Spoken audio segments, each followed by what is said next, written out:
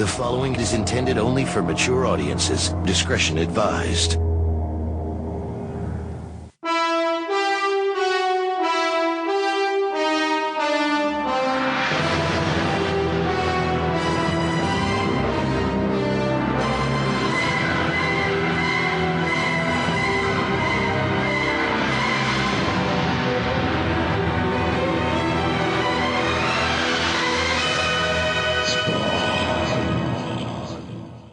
Per Mike's Amazing World of Comics, Spawn number 19 was released on October 17th, 1994, 8 months after number 18, but only 1 month after number 24. This was the part of the notorious Todd Can't Count period, where Greg Capullo's follow-up issues to the Grant Morrison arc ran late. The arc was intended to provide cover for McFarlane, working on the 64-page Spawn Batman crossover special instead of the main book, but McFarlane had to turn right around and release his follow-up issues to cover for Capullo's 4th and 5th consecutive issues. Possibly part of the problem was that Greg Capullo had to cover for Bart Sears when he failed to complete the 3-issue Violator miniseries. So the publishing goes number 18, number 21 through 22, Violator number 3, which was released on a skip month for Spawn, number 24, number 19, number 25, number 20, and then finally number 26. Okay. The most popular theory as to why that is that it was less expensive to cancel and re-solicit the skipped issues than to make them returnable to the distributor for lateness. But I will say this, if you read the solicitation copy for Spawn number 19, I think that might be a whole other part of the problem. So it says here, Toddy Mac is back to give you a heart attack. Todd McFarlane returns to writing, penciling, and inking the Spawn after his 3-month hiatus. Better than that, in this issue, he introduces a new character called The Freak. Where did this new mystery creature come from? And more importantly, is he a hero or a villain? Find out in this action-packed issue. Still 1 nickel short of $2. So that's not what we just read. Yeah, I was about to say.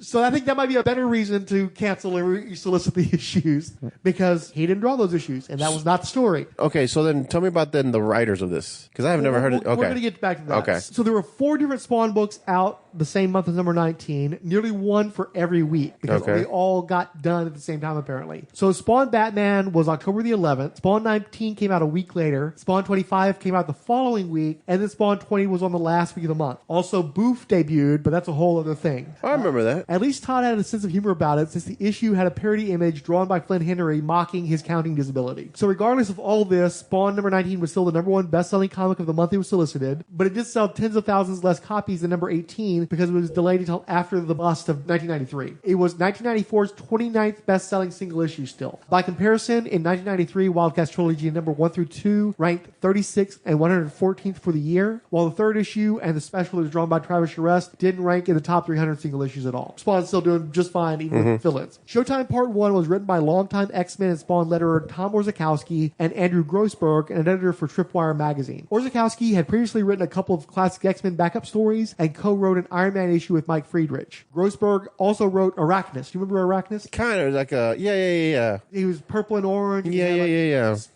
Metal spider arms and stuff. Yeah, I used to get him mixed up with that female ant-looking creature that was jumping around. Yeah, although they were quite a few years apart, if I remember correctly. Really? Okay. Do you remember anything else about the dude, though? No. They had a handful of issues. I think it was Meltdown comic. I thought he was a decent-looking design, but he was an image book without being an image without any image talent. So, it was one of those kind of things. It's like some dude fell into another dimension, and he worked with some spider guy to get revenge. I don't know. It's bullshit. Perhaps an acknowledgement of Orzechowski's years on X-Men, so that's what he was best known for, is he lettered most of Chris Claremont's long-term on X-Men. The issue was dedicated to Claremont. Okay. So do you want to give us a synopsis of the story? Okay, so from what I've been able to piece together, first I want to ask you, why is it dedicated to Chris Claremont? Is there a special reason? Did you just hear what I just... No. I literally just said that. You did? Yes. Oh, I didn't hear you. I'm sorry. Tom Orzechowski was the letterer. Yeah, to the X-Men books, yeah. Claremont's run. And But he also probably with... Oh, it's Peter David. They have a... I'm sorry. I thought they had issue with Chris Claremont. No, it's Peter David they have issue and with. Also, frankly, I think that the writing on the 2 Spawn issues definitely has a Claremontian feel to them. What do you mean, like tons of dialogue? Tons of dialogue? The letterer was making work for himself. Yeah, I keep forgetting it's Peter David because these guys wrote comics. So, I mean, it starts out with a cool premise. I kind of dug the very beginning where the Japanese are about to lose World War II and these businessmen, the industrialists, these different men from different facets of the Empire coming together. And I guess they're trying to summon a meeting with a demon, or trying to tap into a demon, like open a portal to hell to make a bargain. Like, they're so desperate because they know they're about to lose the war. And just as that's about to occur, they drop the bomb on them, and they find the demons realize they can't be destroyed by the bomb or the energy of the bomb. Or at least the H-bomb wasn't powerful enough to destroy a demon. Yeah. Now, these aren't the same demons that deal with malbulge on them, right? These are because they're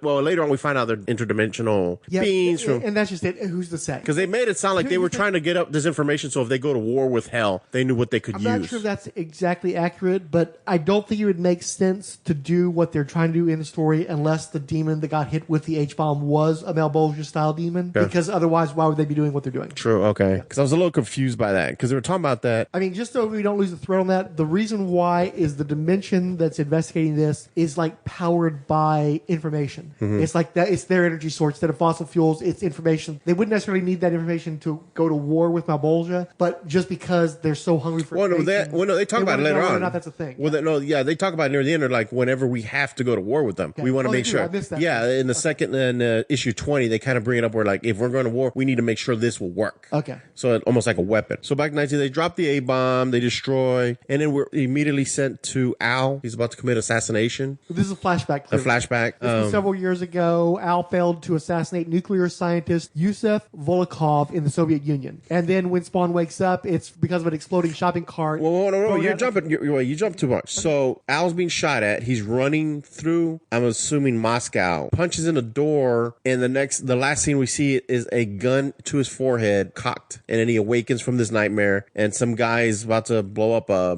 basket full of dirty rags, or so it's in a shopping cart thrown at Spawn by the Ukrainian punk Portia McNeil. But I didn't mention that because we never find out who had the gun on Spawn, and I'm pretty sure we never will. But it's worth noting that apparently somebody got the drop on him in that situation, and we don't know the details. No, we'll never know. I don't think we ever will know. Oh my! I'm trying to think, because I just read this, but the other stuff, the other Spawn stuff. They do hint that the great thing about this alleyway is you have little Ukraine next to little Italy, next to Chinatown, so Manhattan is this, like, these little cities interconnected, and they're just right down the street from each other, so everything changes. Well, I'm wondering too, because it was Grant Morrison who established that Spawn was in the Bowery, and I didn't get a chance to do research whether or not these other neighborhoods are also in that area. But I'm wondering if Orzechowski was perhaps inspired by that revelation. That everything's so close, so they can kind of. So that's kind of a neat idea. Now, this did catch me off guard, and I was going to ask you: Harry Houdini appears. Yep. And apparently, is he a specter, a spirit? I thought they were trying to because I thought he was like what's his name from DC, the Spectre. The Spectre. No, we're going to get into this a little bit more, but just to help bridge some of the gap, this is Harry Houdini at one point in time. Who is Harry Houdini, by the way? In case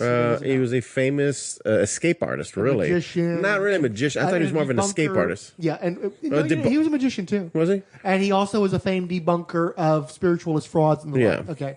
He was the only person to serve as president of the Magicians Union, or whatever it's called, for 9 consecutive terms. No one else has ever served more than 1 year term. How did he die? He got punched in the stomach repeatedly by a Christian. One time. No, it was one time. Harry Houdini supposedly had the strongest abs that you could punch him, but he would have to set up. And this one guy walked up to him, and Houdini didn't have time to set up and punched him. Well, there's more to it than that. Basically, he was having an argument with this dude over Christianity, and I think Houdini was maybe agnostic or something. He had broken his ankle, and he was basically in repose. And so the guy's punched him, as you said, when he wasn't really prepared for him, punched him repeatedly and punched him much harder than Houdini expected. Houdini ended up dying from appendicitis, and the assumption, there's no causality between trauma and appendicitis, so the assumption was that he was already having problems, and he didn't notice how bad they had gotten because he thought that the punches were causing him the pain. Yeah. He ends up running 104 fever, refusing to be hospitalized because the show must go on, and ultimately died as a result. I know his pain. Okay, so then Houdini, he's just a man out of time then? Yeah, so what happened... But does he have magic powers though, right? Here's the thing. So what's inferred, I don't know if they ever make it explicit, but I think it's inferred as part of his escape schemes, he managed to find his way to this alternate dimension that's sort of like a portal between dimensions. Yeah. This off the set area. The overlap is what it's called. And so by being exposed to it, he ends up becoming an agent of the overlap, and he travels across space and time to do missions for them. And so this isn't the Houdini who's dead yet. This is Houdini at an earlier point in his life. He's almost like a Dr. Fate? Who? Houdini? No, Doctor Who. Oh. Who's on first? Like who? Like what? That's what I asked you.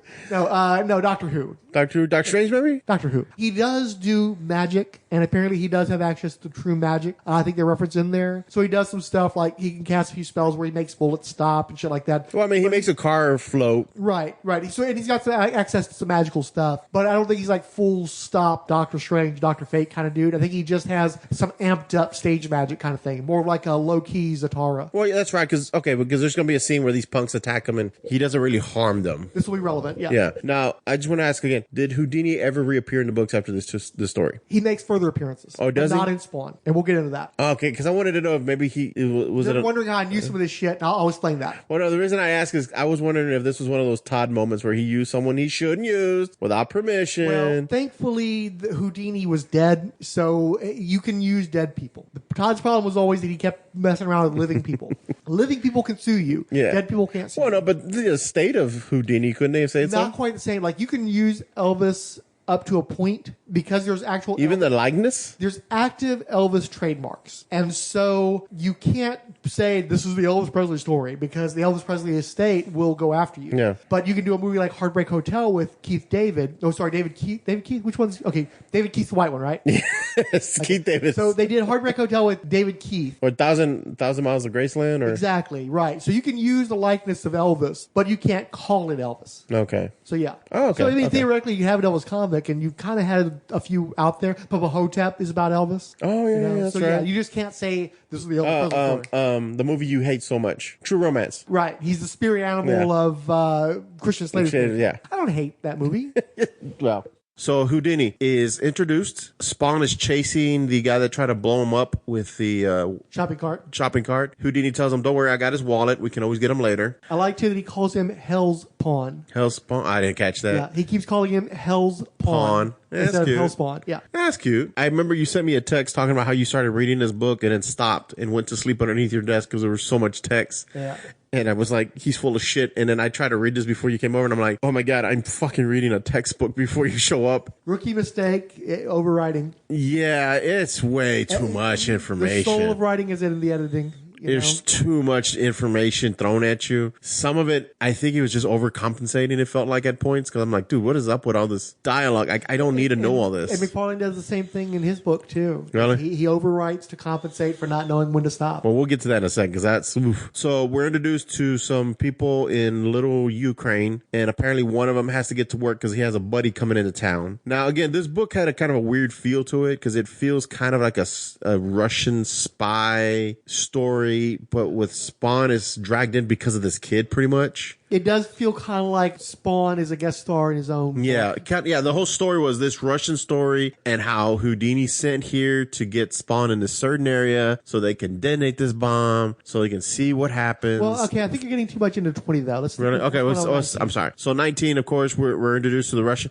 And it's Volkov, and there's a whole thing where he escapes his handlers during... Well, hold on. You're jumping ahead now. So I thought that so when they show the CNN, the E, and the 5 talk back, again, I guess this is the writer... Orzechowski and Grossberg. Just pouring it on about, like, these guys. But we really never know who these guys are. They're just describing them, what they look like. Well, you haven't really explained... So it's a coterie of Russian nuclear scientists who are in town to give a presentation at a university. They're making all these cracks about how it would be so great if we sold our secrets and stuff, just doing all this crazy talk. And they make sure they go to a strip club because they're trying to find ways to distract the handlers so that Yolikov can escape. They start talking a lot about how they could sell their secrets to Israel and all these different countries, which gets one of the agents riled up a little bit where he's going to run and call the main boss. And then the other one gets distracted by the strippers. And of course, the guys make a break for it. And that one character, Yolikov, makes a run for it because apparently he has a plan set aside. We're introduced to the overlap where they're trying to set up a situation where they can detonate a bomb close to a hell spawn and see the outcome of it. And they talk about how they've put actions into motion that are going to trigger this event, and they're just waiting. And of course, they put one of their agents, Houdini, which apparently they don't particularly care for very much. Well, I don't know this necessarily. No, they're talking about like we're getting rid of him too. They literally, there's a line here. Well, there's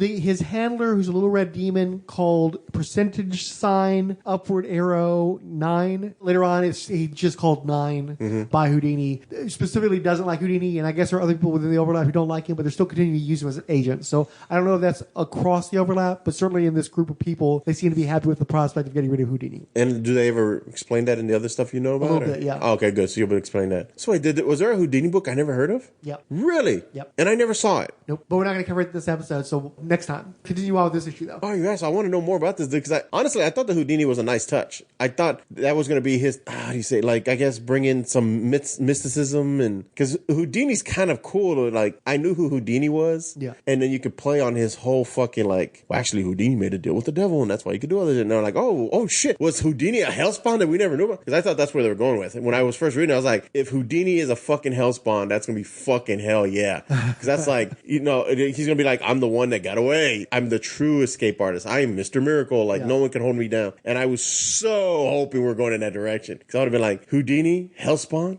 Escape? Again, I stopped reading around this time, so okay, you gotta let me know. You're gonna have to. And then for me, I don't actually like it when they fictionalize real people for the most part. Really? So for me, it turns me off. Just call him Deanie. The Deanie. We have different takes on that. I think would have been cool. No big deal. It's not like a major deal breaker. I'm just not into it. So the overlap are complaining, talking about getting rid of him. We leave the overlap. We find out that Ukrainian kid wants to blow up the homeless people around his business as well as around his home. Not just show that he can do it, and also because he hates on homeless people being all up around his mom's business and stuff. You'll recall they actually enlist him to help him with a detonator. Yeah, that's because broken. They've got a bomb. It turns out that he snuck in some bomb parts, right? And that his friend who was going to work earlier that day was going to help them bypass security to get these parts into the country. So that's when I was like, oh wait, we're going into kind of a spy story here. Houdini's basically telling Spawn that he's a lot more powerful than he really knows that he is. Like, you can manifest objects, you can change the density of your costume. One of the big things is he points out that the costume has a whole lot of power and it doesn't drain on the Spawnometer.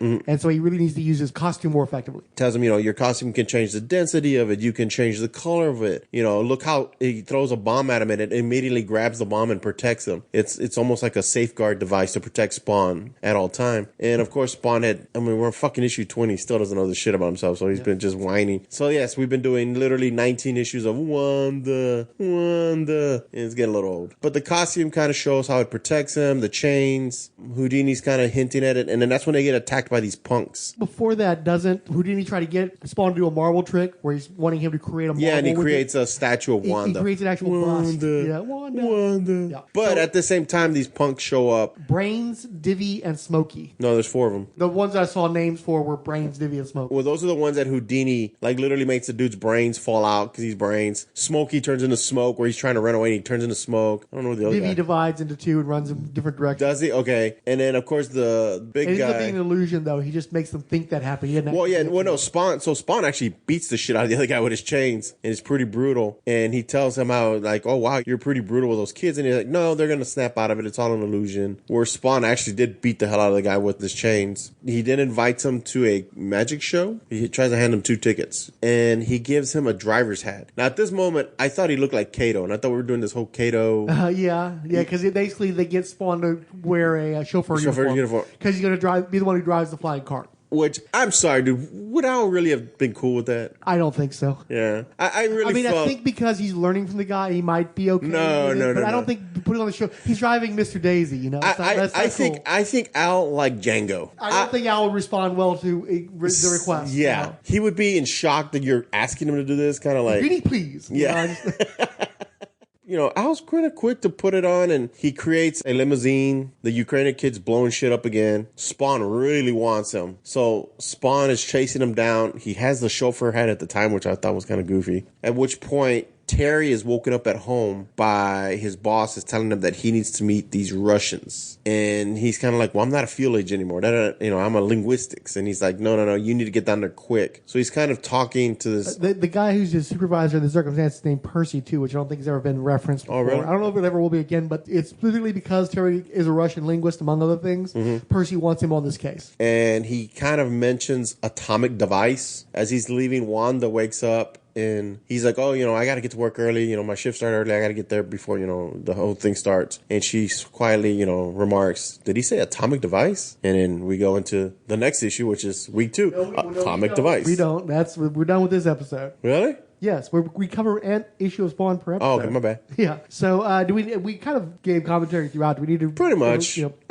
Art was okay. I don't think Capullo was working to his strengths necessarily with this. I thought it was fine. I just didn't enjoy it as much as the other issues because of what he was drawing. But I think his craft was there. I think craft was fine. Artwork is fine. Again, dialogue just fucking drown us in dialogue, though. There's just a lot. And I don't think it's necessarily Would you say but it's not exposition, right? There's a lot of exposition, but there's a lot of dialogue. It's just a lot. The whole thing is a lot. Yeah. Whew. Read now. It's kind of shocked. I mean, I like the premise. I like the direction it's going. Does it feel like it's part of the Spawn universe? It's definitely kind of doing its own thing, but we'll get into that a bit next time. On your same spot channel.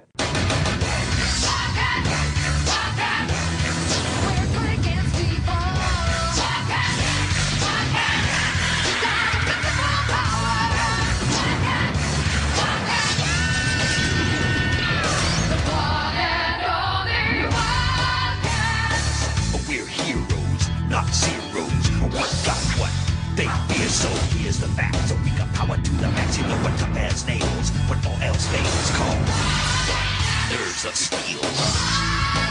Here's the deal, you better watch out.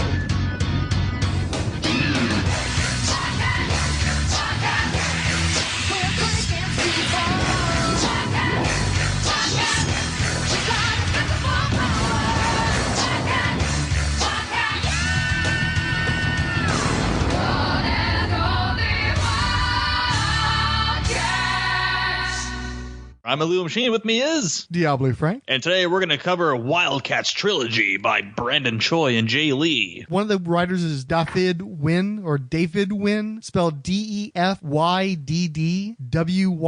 He did this miniseries, he did one story in Batman Chronicles, and he did an issue of Wildstorm Spotlight. And I assume that nobody else could possibly have that name under that spelling on this earth, and LinkedIn alone has like 6 of them. It's amazing. I just assumed it was like a ghostwriter name or something. There's even like a director on IMDb that's got a credit under that name. I think it's an English thing or maybe an Irish thing or something, because I think most of these people are in the UK. But maybe it's like some sort of Celtic David or something. That could be it. When the Image books got started, they were all supposed to be miniseries, and WildC.A.T.s was going to be a 3-issue miniseries, and they were going to kind of see where it went from there. And they thought it was going to be a double-sized third issue. That didn't work out in part because the schedule just didn't work out. So they turned it to a 4th issue. Then they took a long sabbatical because Jim Lee had a new child in the household and wanted to spend time taking care of the kid, especially because he was a millionaire by that point and he didn't really need to make comic books that much. And he wanted to have something to fill the gap while he was away to keep the WildC.A.T.s characters in the public eye. So they did this miniseries. The first issue came out on July 6th, 1993. The second issue came out September 13th, 1993. And the third issue came out November 29th, 1993. So at least it was all in the same year, which is kind of a good thing for an Image book. They were roughly bi-monthly, which, they were solicited as monthlies, but we'll take a bi-monthly. That's still pretty good for an Image schedule. But what was funny is, even though this was intended to be a stopgap and fill the space in between the WildC.A.T.s mini and then the restarting of the starting of an ongoing with a 5th issue, it came out the same day as another stopgap, the WildC.A.T.s Special, and those 2 books came out 3 weeks after WildC.A.T.s number 5. So it kind of served its purpose, but not entirely. And then, of course, the first issue had that foil cover. Do you want to talk a little about that? Yeah, so it's a Jay Lee foil cover that I have seen in $1 billion boxes through the years. I didn't read a lot of WildC.A.T. stuff. All of these issues were familiar to me because I remember finding them in cheapy bins. And I was like, oh shit, I remember this panel from 20 years ago.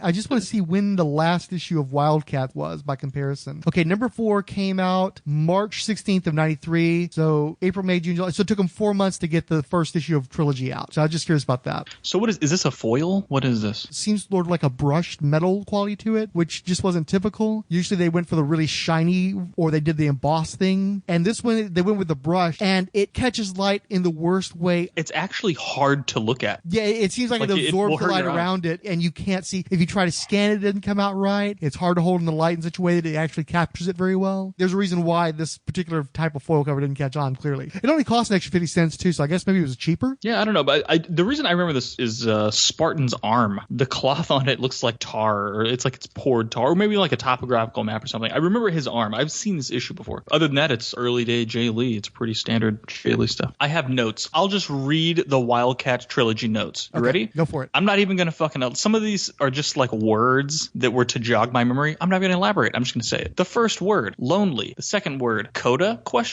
Then I have Spartan, Warblade, Voodoo, Maul, and Lord Imp, who are, of course okay, well, let me get back a little bit. Those are characters in WildC.A.T.s. That's all the explaining I'm doing there. They're looking for Grifter and Zealot, who they don't know where the hell they are. Grifter, it meets up with this dude named Lonely that he used to know back in Germany. He's telling him, hey, I found the Coda. They're on some docks. Why don't you go there and try and bust them? He's like, yeah, cool. Well, it turns out his buddy Lonely sold him out, and he's leading him into a trap. The dudes who lured Artemis and Hightower are their names. They kill this guy Lonely and say, you should have been a traitor, and fucking killed him, which is some backward-ass logic. I don't understand that, because his treachery helped them. So anyway, he gets there, and he's like, I feel like I'm in a trap. I know I'm in a trap. Oh, shit, I got trapped. And he got trapped. In the meantime, the what is it Void? That chick's name, right? The Silver Gal is Void, yeah. Yeah. So she discovers that Grifter's in trouble through whatever her just bizarre powers are that I know this is only 4 issues that I read. I have no fucking clue what her powers are. Which is part of the reason why I wanted you to read these, is because, again, these were created under the assumption that this should be new reader friendly, because you got 2 number 1 issues here. This is potentially your introduction to the team. So you, as a guy who doesn't know anything about the WildC.A.T.s going in, I kind of want to get a sense of what you understand, what you got from these issues. So, like, I knew these characters. I know the characters, right? I couldn't have recited their names off the top of my head other than maybe Grifter and Maul. So I had that general knowledge. I know what the Demonites are. They don't explain who they are in this book. I don't have any fucking clue what the Coda are. They heavily are like, the Coda? Oh, it's the Coda. You're going to go check out the Coda? Let's go check out. They go heavy on that. So I would say just this first issue alone,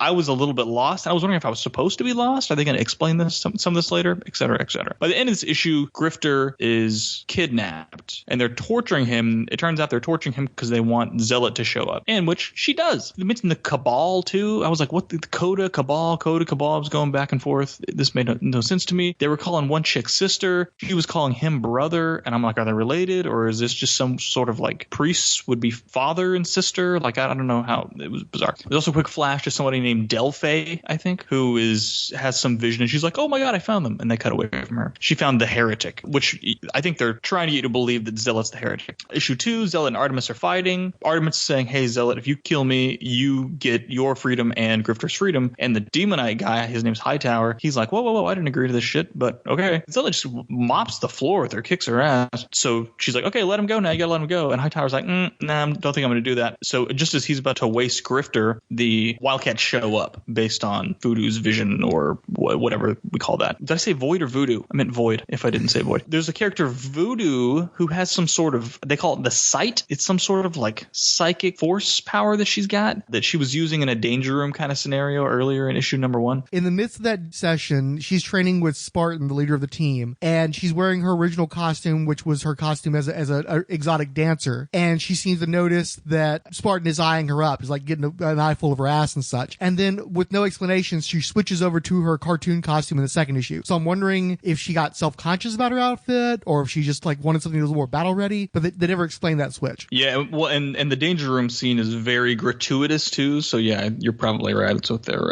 And isn't there like a thing where after the fight's over, he's got his hands on her, and Imp comes in and is like, you can let her go now. And he's like, oh, my bad. And she's like, geez. Yeah, so that was a little creepy. Okay, yeah, so the Demonites, I guess they can assume people's identities and you absorb their powers too, and you're in their body. They're like your host. It's like a host body for the Demonite. Yeah, like so he they goes in, possess you, and she's like super fucking powerful. I guess she doesn't really know how to control her powers yet, but she's super fucking powerful. Hightower takes over her body and just starts wasting everybody's ass, including blowing a hole through Spartan. Did you catch in the first round that he was mechanical, that he's a robot dude? Or was all that red gushing everywhere make you think, did she just leave that guy? Yeah, no, because they mentioned when she wastes him, they say something about how, what is the phrase they use? Spartan's primary neural network system is destroyed. Yes, that's what it was. But then it says like his body has become nothing more than dead weight, but his head is, I guess, still working or whatever. So I was like, oh, okay, this guy must be a robot. robot or some sort of synthezoid, as we would say. Hightower takes Voodoo's power and form, sneak attacks Spartan, destroys his robot body, and kicks WildC.A.T.s asses. We do a flashback of Zealot and Artemis with Odysseus and Troy, and it's like the fucking Odyssey and stuff. It was really weird. Trying to say that the Coda came up with the Trojan horse. Yeah, okay. And that's the fine. Coda, do you know who the Coda are by this point? A bunch of chicks on the musculature, right? Mm-hmm. Yeah, it's a weird respelling of the Mascara. I think it's Mascara. I don't know what the fuck it is. It's a fucked up version. Yeah. But we get the point. Yeah, so they're basically the Amazons, right? Artemis in this flashback goes to kill a bunch of like the royal family, and Zealot's like, hey, you're not supposed to do that. And she's like, man, I'm gonna go and kill him anyway. And then she's like, no, you're not. And she like knocks her out. And then basically they ditch her there on Troy or whatever. And that's the last time they see her. And that's why she's got this grudge against Zealot. In the meantime, Zealot has had some sort of falling out with the Coda that they don't really explain. Just as the Wildcats have all their ass kicked, Artemis is trying to goad Zealot into killing her. She's like, you have to kill me. This is how you redeem yourself and blah, blah, blah, blah, blah. You have to send me to the promised land. Just as they're about to do that, the Coda come through some portal. And that was what the chick earlier had that vision saying, I found the heretic. So the Majestrix is the person who runs the Coda, who are, like you said, the Amazons. So this is like the queen of the Amazons. Zealot used to be the Majestrix. She stopped at some point after the Troy thing, or maybe during the Troy thing. And now this lady, Andromache, or Mache, is the new Majestrix, and she's bringing her Coda through another... Everybody can teleport in this book. Her Amazons teleport to come and kill the heretic. Yeah, I saw those names, and I just decided to remember their faces. Ain't nobody got time for all that. I got bronchitis. Let me see. So issue 3 starts out, like you said, they're coming through the portal. Everybody has fucking portals. Portals everywhere in this universe. It's all the exact same looking portal. Issue 3, Hightower opens up with Hightower explaining that he's draining the life essence of Imp with an energy siphon because of course he is. Since you just mentioned that, I think this is the first time you've mentioned Imp. No, I thought I said his name a couple times. He's a dwarf who is basically like their Professor X kind of. Okay. He's like, he runs the team, finances the team. He's like his Professor X and Puck had a baby. I see that. Apparently, Imp has empath powers, I guess. I don't really ever see his powers used in any of these issues that I am remembering. He's got powers, they're getting siphoned off and whatnot. And while he's siphoning these powers, the rest of the Wildcats are just strewn about all fucked up. Home Dude's got his chest all blown open. Void took like a headshot, and she's just like leaking this plasma energy out of her brain. I have no recollection of that happening in the second issue. Did that happen? Or it's where they are when they got defeated by Voodoo and the Demonites. Voodoo infested by Hightower and the Demonites. I don't know if they ever actually show her get hit in the head, but that's part of this thing because Grifter is trying to like patch her brains up or whatever. Oh, okay, I see it now because there's a patang because a bunch of guys start shooting at her, but it looks like she just got grazed, and in the third issue, she's got this gigantic JFK hole that's seeping out energy. I was going to ask if the patang was fired from the grassy knoll or not, so I'm glad you came back around to old JFK. Oh, and there was one thing that like you open up this issue 3 and it's so weird because in issues 1 and 2, all of the panels are either surrounded by a thick black border or the page is black itself. And this issue 3, they're all white. Did you notice that? It lightens up some, yeah. Like there's like this weird black double border around all the panels or most of the panels in the first 2 issues. And then issue 3 is all white. It's really bizarre. You've got actual panel gutters and stuff like a proper comic book, where in the other 2, it was almost like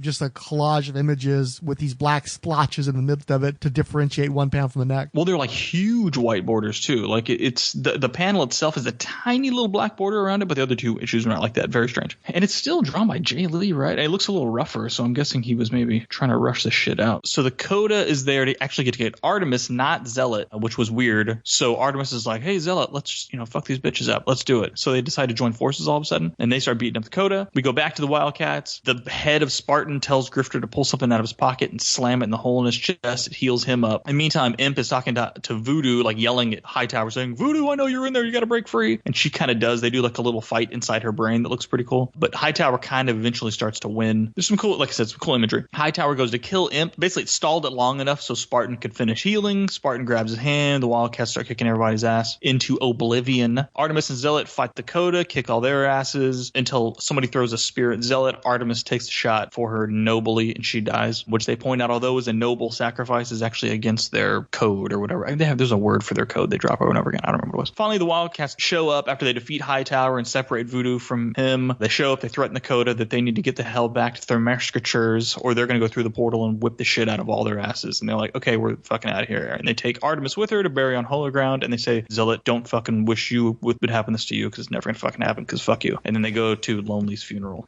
because he died even though he it's just Grifter that goes to the funeral and yeah, that's what I mean. I mean they as in the reader. Yeah. Sorry. Yeah. And it's just Grifter. Grifter. Lonely's real name was Eric Becker, and he was apparently like a director at Stasi and a double agent, and he'd put his career on the line to protect Grifter in the past, so even though he betrayed him in the present, Grifter still sort of kind of owed him his life. Yeah, I just wish they would have given some sort of explanation as to why the fuck he betrayed him. Like, big time betrayal. Like, that's fucking huge betrayal. He's gonna get him killed. And he was just like, oh, I did it. Thanks for the pay. I mean, I know they paid him, but holy shit. Like, what the fuck? What was your previous exposure to Jay Lee? I don't know. I've read a bunch of Jay Lee stuff. He did the Iron Man He Was Reborn stuff. Jay Lee? He did. Yeah, Jay Lee. Didn't he? No, it was Will Spertasio. My bad. So Jay Lee, Inhumans. Yeah.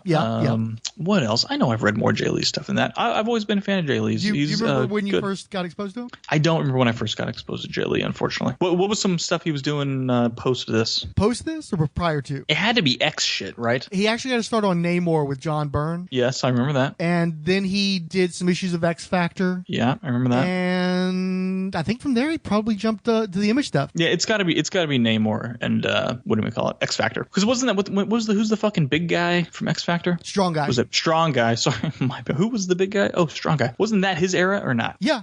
Okay, so yeah, and Havoc and all that shit. That was all that guy. Yeah, so I remember all that. But these issues, I mean, this must be super early, right? Or this was after that or before that? It was after that. Really? Mm-hmm. Okay. To me, he looks like Jay Lee mixed with like Mark Texeira. Okay. Or if Mark Texeira and Kevin O'Neill. Is it Kevin O'Neill from Martial Law? Yep. Yeah, if they had some sort of art baby. some beautiful art baby. I think that's what this looks like. Or maybe like a little bit of Dave Ross. Remember Dave Ross? Yeah. Now, I don't know that Dave Ross was enough of a thing at that point in time to be an influence on Jay Lee, though. Oh, no, I'm not saying that. But I'm not saying there's any influence from any of those guys. I'm just saying that that's what to me, it looks kind of like that. It doesn't look like as much like Jay Lee to me. Well, the Kevin O'Neill thing was definitely on point because angular menace that he does a lot in these pages. I didn't catch that, but I would not be at all surprised if that was an influence because there's definitely a strong similarity there. Now, it might be secondhand because there's a lot of Simon Bisley in this artwork, and maybe that element that's in Simon Bisley's that he got from Kevin O'Neill is being sent to Jay Lee. But sometimes it's so similar to Kevin O'Neill, you're right. I think it may be a direct influence. And then with the splotchy blacks and stuff like that, which is kind of Jay Lee's thing. They sort of like just sprayed India ink everywhere. Mm-hmm. To me, that's always been a Texeira thing too. Mm. So yeah, that's the vibe I got from these. I thought they looked pretty good. The third issue gets a little bit rough. And like I said, even though it doesn't look like traditional Jay Lee stuff to me, I still think it looks pretty good. It could be worse. It definitely degrades as you go. The first issue definitely looks better than the other two. What else want to talk about there, Diablo Frank? Want to talk about the writing in it? Yeah, Plot, go ahead. Talk about. Yeah, go ahead. I don't think it's that bad. I think I've read worse shit before. The story, like I said, it's not a great. If it's supposed to introduce me to these characters, so. It's a little weak, but at the same time, I think these issues probably would have suffered to have a bunch of expositions like the Demonites, and then have like a little one-page flashback about who they are. That probably would have bogged it down. So maybe I didn't need that. They're monsters, and you can tell pretty quickly that they absorb people's powers. That's all you need to know. I don't think it needs to be anything more than that. The Coda stuff that got a little cumbersome about. Oh, well, this is against the code. No, this is against the code. Well, now we think that she's against the code. Well, let's us team up, even though we're not supposed to, and we're going to defeat her. And then, it's just like, and then you're going to violate the code by sacrificing yourself for me, even though you were about to kill me. That was a little whack, and I didn't need them to keep going back to that. What's funny, though? I just want to throw in there. So there's a blogger from New Zealand with a page called Crushing Crisis, and I was trying to get a little perspective on this story, and so apparently this person is a big fan of Wildstorm, and he was going through like the Wildcat books, like arc by arc and such, and he had the exact opposite take. He liked that the book gave us backstory on Zealot and what was going on with her, and he hated all the stuff with the Wildcats and Hightower. So it's just funny to see you came and got from the exact opposite perspective. I mean, I guess they gave some background on that with the little Troy, but that was like 4 panels. I don't know. I wouldn't really say that was a lot of, I don't know, maybe my brain skimmed some of that stuff. I don't know. It got a little cumbersome. Like I said, everything was about violating a code, and fucking everybody violated codes, but they were still trying to hold codes against each other. And I'm like, what are you talking about? To me, the most interesting parts of the story are what I think is the most interesting part of WildC.A.T.s, and that's Grifter. Mm-hmm. I think anytime which is why I think Grifter is the narrator, right? Isn't he the fucking narrator in all these stories? I never hear anybody else's internal monologue. It's always Grifter's internal monologue. Well, I like too, they kept calling him the Grifter as well. And for some reason, I just like it when they add the. It just makes him seem more, so many of the characters from this time period are just noun. Hi, my name is Noun. And I like that I'm not a Grifter, I'm the Grifter. But they drop that over time and they just start calling him plain Grifter. Yeah, that was different. I noticed that too whenever I think Void kept referring to him as the Grifter. The Grifter's in trouble. But yeah, I thought this wasn't that bad.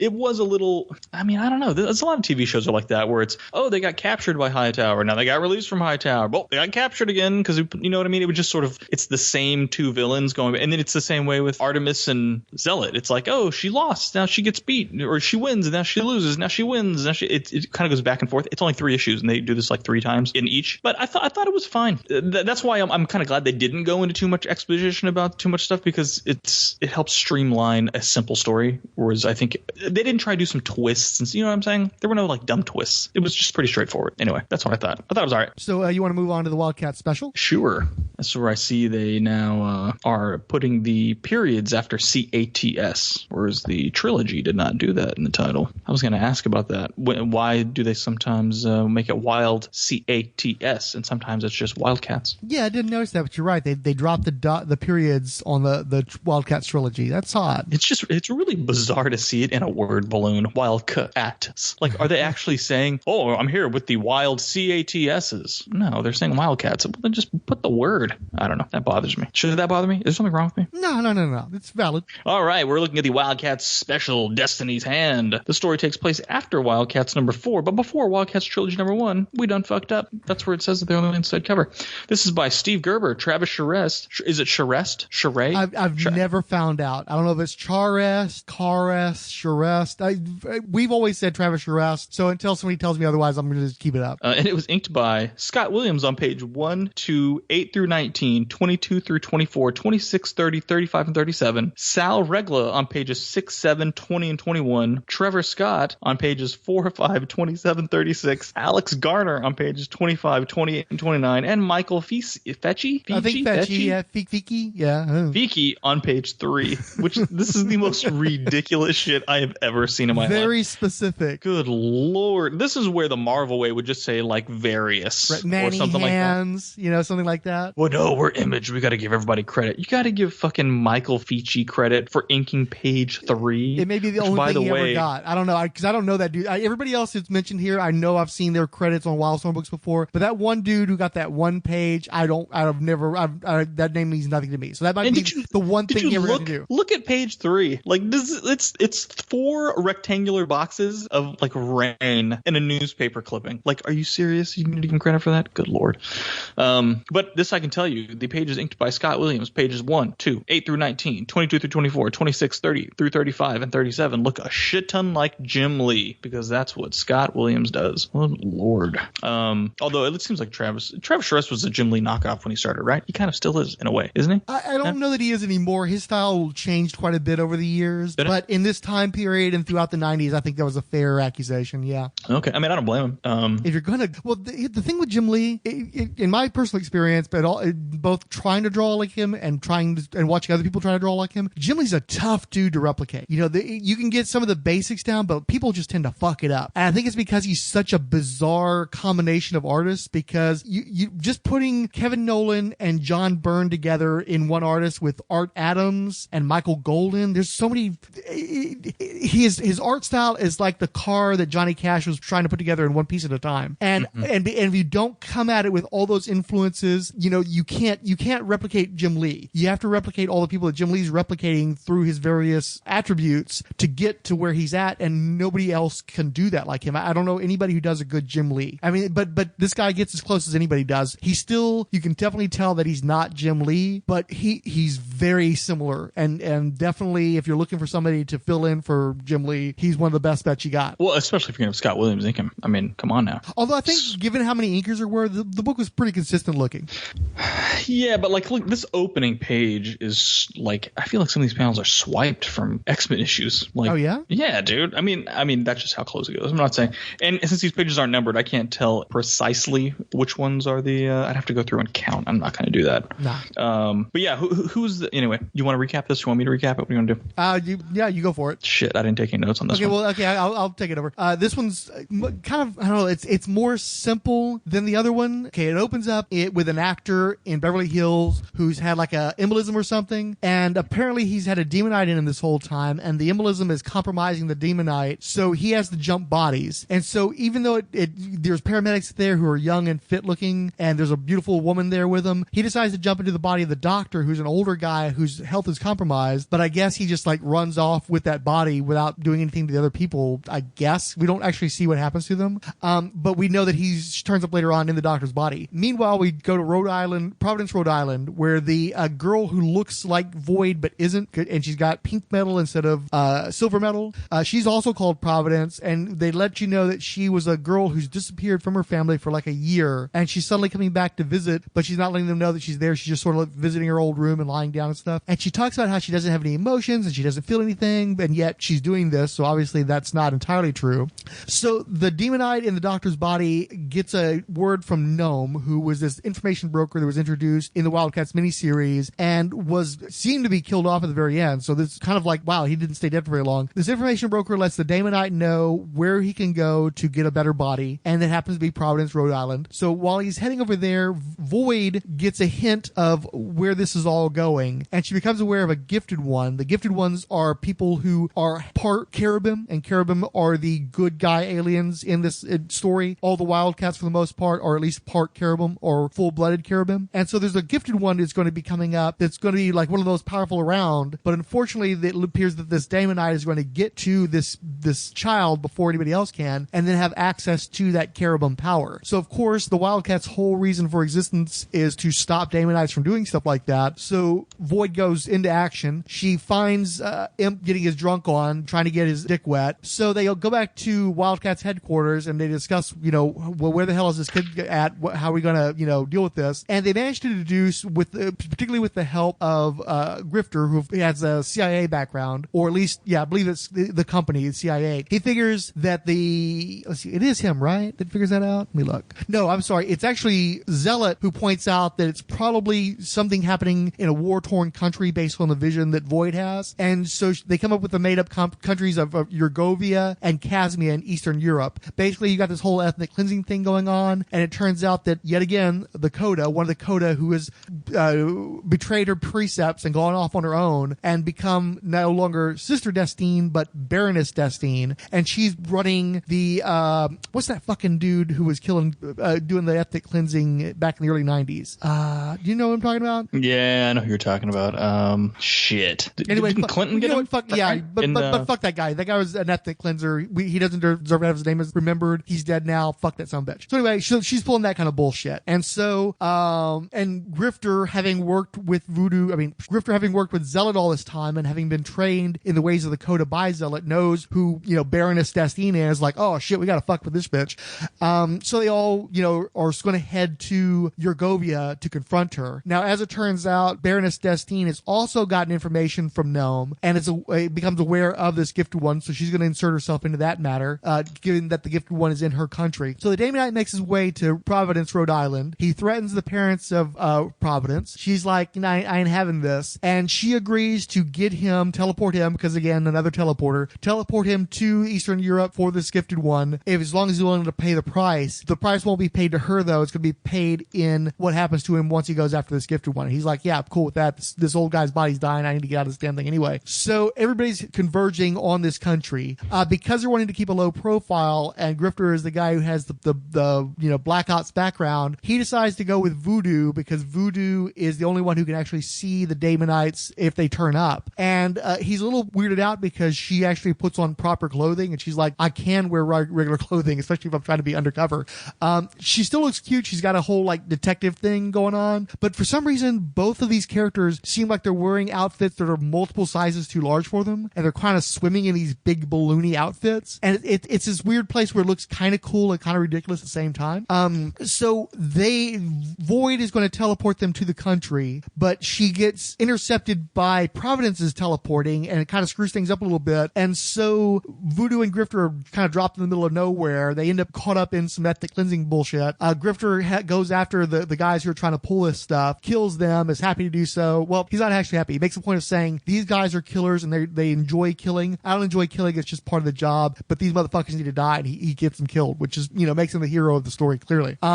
He and Voodoo make it to to a bar where there's a dude there who knows his whole operation. And one thing I like is they're trying to speak in some sort of like former Soviet bloc wording, but really what they do is they just find a few different odd spelling things, like having all the E's be 3s, and they find like kind of an off B and a few other ones like that. So you can actually read the foreign language, but it definitely communicates like a sort of Cyrillic quality. So I thought that was really cool that they managed to make sure you know they're speaking a foreign language without the whole bracket thing like everybody always does. Or yeah, and they reversed the R's too. Yeah, it reminds me of how, I don't know, there's the stupid fucking chain emails from back in the day where they're like, I bet you can't read this. And all they do is they just take all the vowels out of every word. And even though like at first glance it looks like gibberish, the fact that it doesn't have the vowels, your brain still knows what the word is and you can read the whole paragraph. It was the same way with this. For first I'm like, oh, they're just putting gibberish down. I'm like, wait a second, I can make all this out. I was able to actually read the word bubbles. It was kind of cool. That's how they did ancient Hebrew. They took out all the vowels there too. Cool. Okay, so the dude in the bar. Welcome to Hebrew Cast. Shulcast, yeah. So Mighty Minch. Welcome to Mighty Minch. Sorry. But Minch is spelled with acronyms, as an acronym. So the MENC. So the bartender dude tells them that these evil soldier guys are just like constantly beating and raping people because they're trying to dilute the people of the area by having more children of the opposition be in the area than their own kids. And they leave the boys to die. They take the girls with them because, again, Baroness Destine is Coda, which means Amazon, which means they want to train the girls to be warrior assassins. One of the people who was assaulted is a 16-year-old girl who had shown some mild telepathic abilities, like she could tell what her friends were thinking and stuff. And since they're looking for somebody who would have had some slight powers that would indicate that they would give birth to somebody with even more power, this seems like the girl. They make their way to her home where they find her mother's been murdered, she's been beaten, and the Daemonite is already in the process of taking possession of the baby. Also, the Baroness Destine is there in full Coda gear and ready to fight, and then the throwdown happens. Voodoo tries to involve herself. It doesn't work out very well for her. Providence is kind of hanging her out saying things are going to, que sera, sera, whatever will be, will be. Grifter ends up fighting Destine. It's actually going pretty decent for him, all things considered. Most of these Codas don't seem to be up to Zealot and Grifter's level, apparently. But before any of that happens, the Wildcats show up, and the Daemonite takes possession of the gifted one, and it has a lot of power, so, more fighting fight. So ultimately what happens is Baroness starts fighting Zealot. She actually does manage to get the drop on Zealot because she wields a gun, which I don't know if Coda are supposed to do, and Grifter just shoots her in the back, and so that's one less Coda roaming around. Meanwhile, Voodoo is finally able to separate the Daemonite from the gifted one, and then Warblade just chops him to pieces. And, that's all there is to that. And, the Jacob Marlowe imp brings the mother and baby, the survivors, with him onto their I don't remember what the Verve, I think it's called, or something like that, their plane. And it's their Blackbird, essentially. And so they're going to take him somewhere safe where they're going to raise him in the Cherubim tradition. And Zealot is concerned because I actually think it works better to have read this one after WildC.A.T.s Trilogy, because it makes such a big deal over the course of that, of how committed Zealot is to her sisters. And even though she's no longer part of the Coda, she still has such love for her sisters and their ways that she can't bear to harm Artemis or any of them for the most. Well, it's funny. The ones that she shares like this blood tie to, she doesn't want to harm. But she kills the shit out of a whole bunch of these other like side Codas. So I don't know if those are like later generation ones, like the regular people who aren't like full-blooded Codas. She doesn't have any problem killing them, apparently. But she talks about here how Destiny gets killed, and under normal circumstances it would be very traumatic for her. But what she's disturbed by now is that she doesn't feel anything for Destiny dying. So yeah, I think that moment has a lot more impact if you've read Trilogy first. And then Grifter also tries to mac on Voodoo, and she's like not having it, and that's pretty much the end of it. Pretty abrupt ending, actually. Yeah, it really is. It seems like it just came to a stop rather than, naturally fleshing out. But both of these books have these weird fights where they're either this really quick anticlimactic things, and then there's this bizarre turnabout, or like you build up to a fight and it's over really quickly and it's really one-sided. It's like weird, unusual pacing for comic books on both of these stories. Yeah, I can agree with that. So what did you think about this one? This one was kind of weird. So this is the issue I am most familiar with from the cheapy bins. Really? I remember them being the most. Oh yeah. And it's because this was the first time I knew who Travis Charest was. And to this day, sir, can you hear me tapping Yes. on my desk. The panel where Grifter and Voodoo go to Sokovia or wherever the fuck they're at, and they're in this like sort of graveyard field, and he jumps over the fence to go kill those motherfuckers you were talking about. He jumps over the fence, and in the background there's a tree with these. The trees are black silhouettes, but the green leaves are all over it. Do you see this page? Can you go look at this page? I gotta go back a little bit. I know the one of you which you speak. I just gotta get back there. I'm almost there. Overshot. Are you there, sir? Okay, jumps the fence. Yes, I see it now. Okay, I to this day draw trees like that. Oh yeah? Because of this panel. Huh. I thought that this looked so fucking cool. I did just the silhouette with the green like floating splotches instead of leaves. I draw trees like this. It's really weird. I don't know what it is about this one panel that got me. The other panel out of this page that I will never or out of this comic book I will never forget is when they're in the bar talking with the dude in the in Sokovian or whatever language they're talking, and there's the up close shot of Voodoo's face, and it's just her eyes and mouth, and she's super pissed off.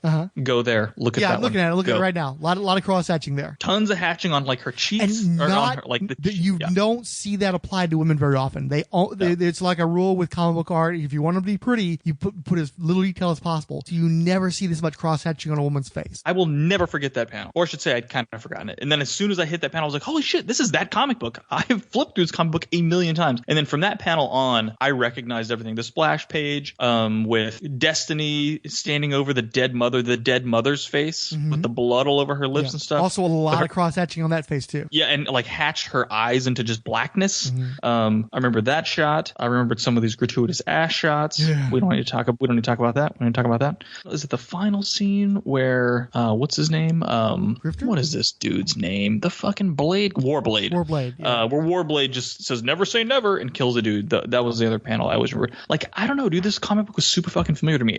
So I remembered flipping through, but the beginning of it I didn't really remember, but when it really picks up no. The other one is where they first kind of introduced Destiny and she's just standing with her arms out and like a big T or like a she's a cross gymnast sort or of style. something. Yeah. Those I recognize too. So that's when I was like, you know what, this Travis Charest guy is pretty fucking good. He and I proved, I guess, I don't know, I guess my instincts were kind of right because he actually ended up doing some shit later on and becoming pretty awesome.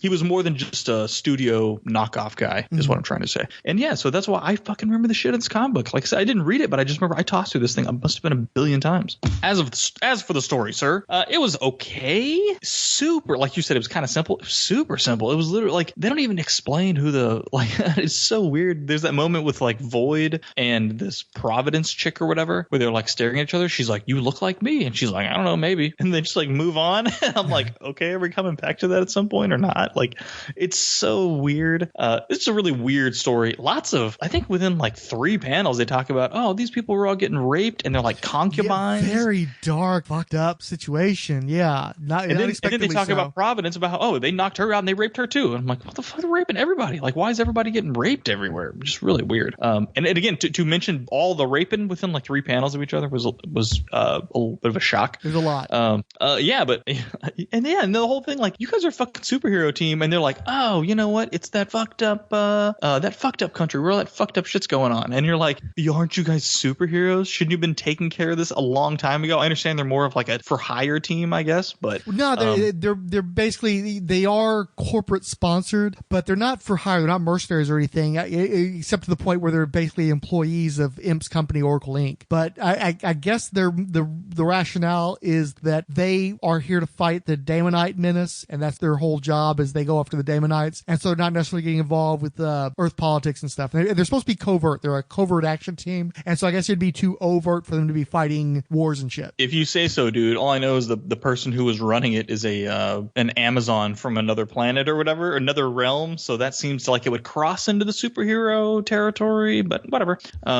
Anyway, yeah, I thought it was okay. I don't know, I actually think I might have enjoyed the trilogy more than this, even though I feel like the writing was better in this one, and it was maybe yeah, I very much come at it from the other perspective. I much preferred the Specials writing over trilogy because it was just so repetitive and the back and forth and everything, and the obvious swiping of the Amazons from DC. It's like, oh, because the easy shot to take at Wildcats is, oh, they're the X-Men, but there's a shit ton of Wonder Woman shit in here. And what's really pointed out in this is that Grifter is like super badass Steve Trevor. It's like it's really clear that he's the regular military guy who hooks up with a super Amazon warrior, and she actually trains him up and makes him more of a badass. But he's still clearly the Steve Trevor in this situation. Yeah, I guess that's true. I guess I didn't. I'm trying to figure out who Grifter is. You know what I'm saying? But you're right. He's trained in the ways of the Coda. Yeah. So you're right. And Chris Pine would be a pretty good Grifter, I think. Like the way he's played in here, for the most part, I think he could probably do that role. Let's fucking do it. We just cast that movie. Where do we get our consultation checks? No,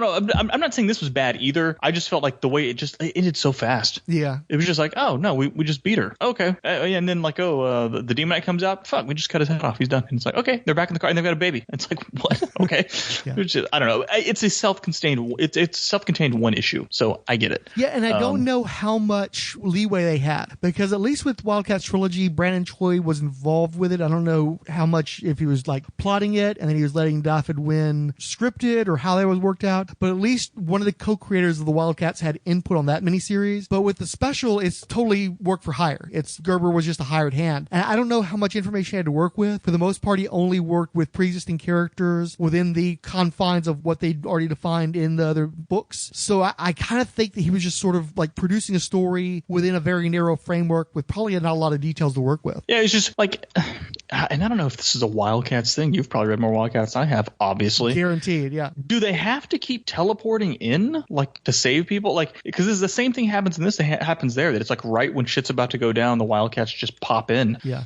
It happens a lot in the first year. Well, I can't say year because it took a hell of a lot longer than a year to get 12 issues out. But in the first dozen or so issues that the creators are most involved with, that happens a lot. And then that they find reasons to make that happen less and less as the series goes on. And Void especially sort of gets pushed off the side because that's just such an easy out. Because you've got this weird conflict where there's supposed to be sort of like this ground level team of action heroes. And then you've got this extraordinarily powerful Silver Surfer looking person who can teleport you and fire energy blast and all this other kind of stuff. They're not necessarily compatible, you know, which is probably I think what you're responding to here too. I don't even understand how they got separated, because they're all flying in the plane in the Blackbird together, and then it's like she was about to do something and like something zaps when she shoots. Providence's teleportation and Void's teleportation intermingle in some way, like they were happening simultaneously, or they were, you know, they passed through each other and screwed each other up or something. So like stuff like that, there's some things like that in this issue that I'm like, I'm not really sure what just happened. Whereas in the other, the trilogy, it's pretty straightforward. Like I know what happened. Anyway, so anyway, I'm not saying none of this is fucking art. Okay, let's not. But I didn't think any of it was bad either. I thought it was fine. Yeah, I almost like surprisingly not terrible. Yeah, relative to the reputation of Image Comics, this stuff is fairly readable. It's not going to win in an Eisner's or anything, but it's not like your brain doesn't melt when you're trying to read it either. Yeah, like I wasn't like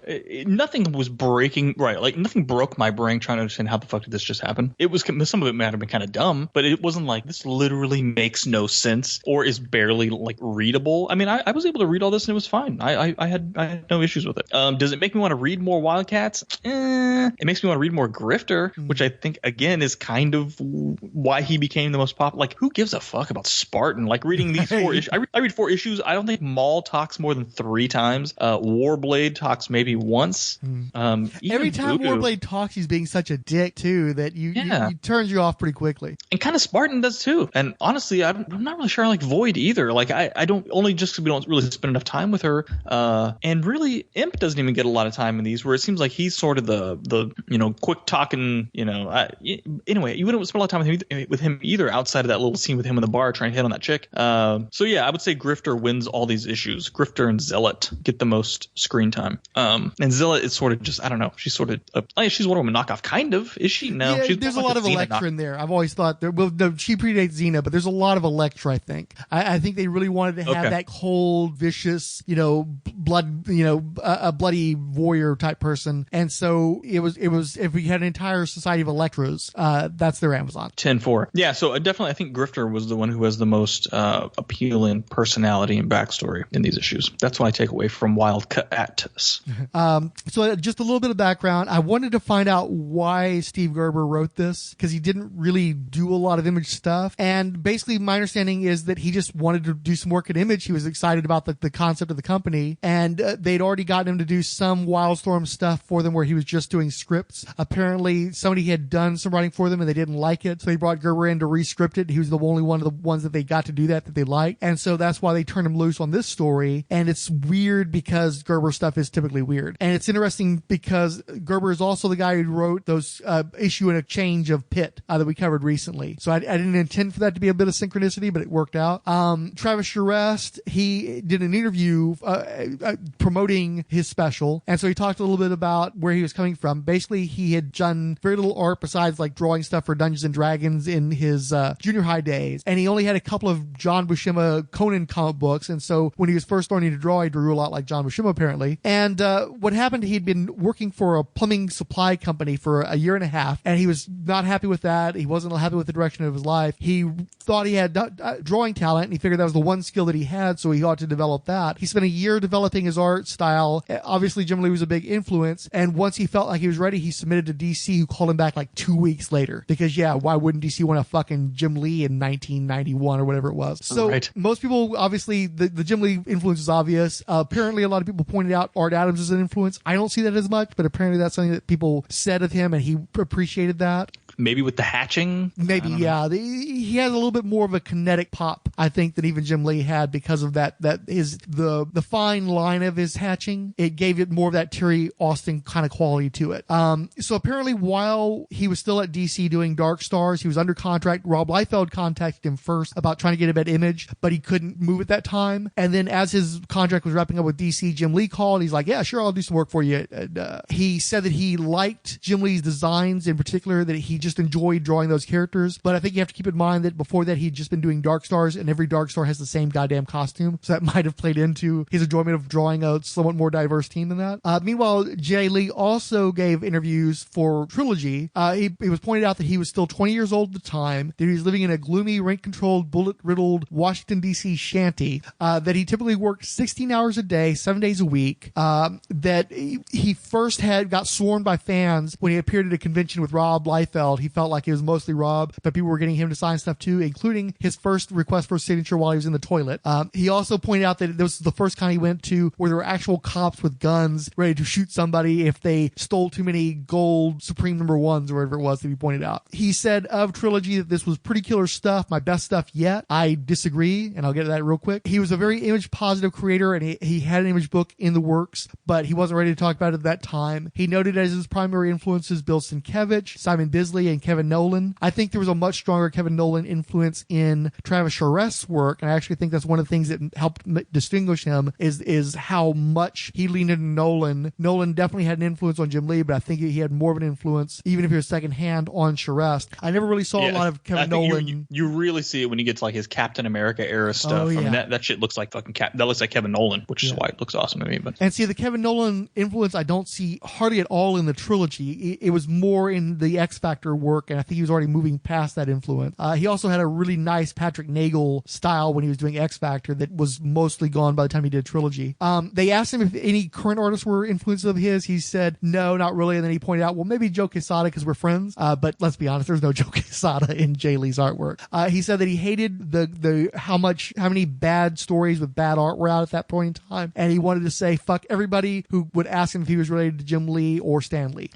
Also, in that little bit of research, I noticed that he did a lot of promo images for WildC.A.T.s Trilogy that aren't actually in WildC.A.T.s Trilogy, and I think that they end up being house ads and stuff. And that's a weird thing with Jay Lee. I guess he was just prolific enough to where he could generate enough work to where they could just waste a page of his artwork on just ads.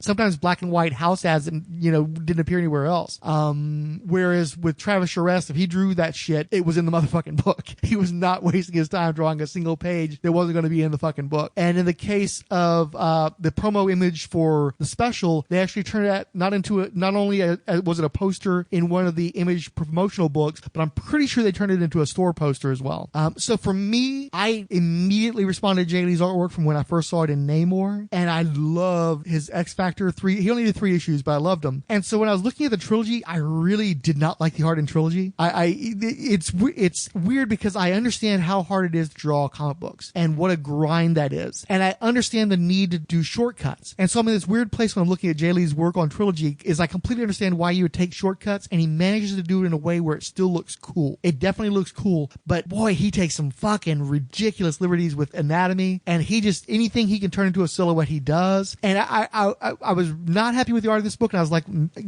when Nathaniel Wayne was still doing 90s Comics Retrial, he covered Executioner's Song, and I remember looking at those issues while he was doing it and just like nutting, just constantly nutting over what Jay Lee was doing. I lost a testicle. It just like collapsed in on itself how much I was nutting over this stuff. And whoa. I was like, did I misremember? And so I went back real quick to look, and no, it still looks really fucking good to me. Al Milgrom did the inks, and the fact that there are more backgrounds and that he draws more characters and that the action is clearer and there's more a sequence of action, where one of the things I hated with Trilogy is you'd have these posed shots of people fighting and then it would cut to something else and then you'd come back and the fight would be over with and you didn't actually get to see any of the fucking fights. So I found that really frustrating. One thing I thought was really interesting is in both Trilogy and the Special, both of the artists demonstrated a Rob Liefeldian command of anatomy. And given how much shit Rob Liefeld gets for his anatomy, it's weird to me that these other two guys did not, because Jay Lee in particular, especially in the Trilogy miniseries, his anatomy is fucked up. Just what panel after panel you see shit that's got no relation to anything that the human body does, and a lot of really cheaty shit where he'll like draw a big circle and then draw a bunch of fucking wrinkles and that's supposed to be a coat. A lot of that kind of shit. But because he's got a really nice style and it's very kinetic, he pulls it off. You don't really notice unless you really look at it. Well, it's weird to me looking, I've never noticed this before, but in the Special, all of a sudden I could see a Rob Liefeld influence in Charest. I never saw it before. And I was looking at it, he has those big thighs, he does the coats kind of similar ways, he does the guns similar, the hair, there's and he's got the same lack of range in facial expressions.